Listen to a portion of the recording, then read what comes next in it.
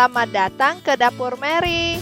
Hari ini aku mau berbagi ke teman-teman cara membuat popcorn.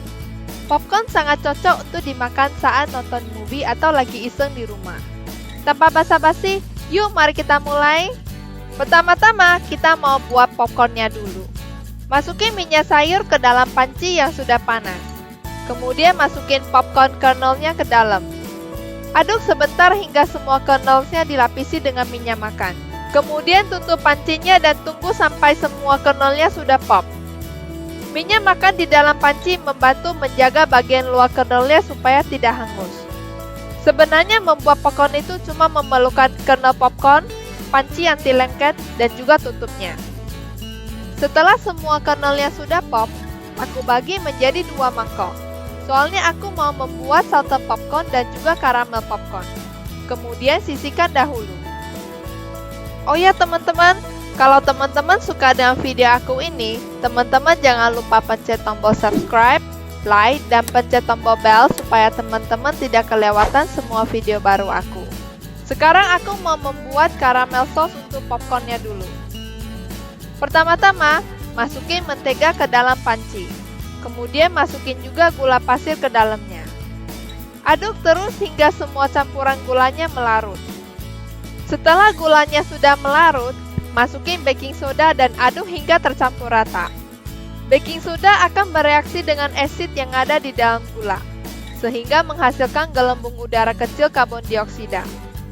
Oleh karena itu, gelembung udara di dalam karamel popcorn yang sudah dingin membuat tekstur karamel yang lembut dan tidak keras seperti memakan permen.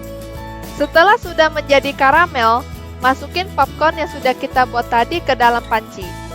Dan aduk hingga semua popcornnya dilapisi dengan karamel. Kemudian langsung pindahin ke dalam baking tray. Setelah itu, ratain popcornnya supaya karamelnya tidak saling melengket. Dan proses ini mempermudah kita untuk memisahkan popcornnya setelah dingin. Biarkan popcorn karamelnya dingin.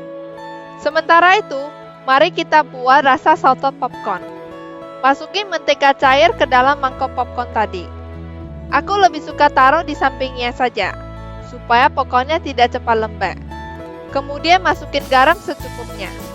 Tutup dengan piring dan kocok hingga semuanya tercampur rata. Tada! Salted popcorn siap disajikan. Supaya ada feeling kita lagi berada di sinema, aku membuat kotak popcorn seperti yang ada di sinema dan masukin popcorn ke dalamnya. Soto karamel paling enak untuk dimakan langsung dan tidak cocok untuk disimpan lama. Sedangkan karamel popcorn bisa disimpan dalam wadah tertutup dan bisa tahan beberapa hari. Selamat mencoba teman-teman.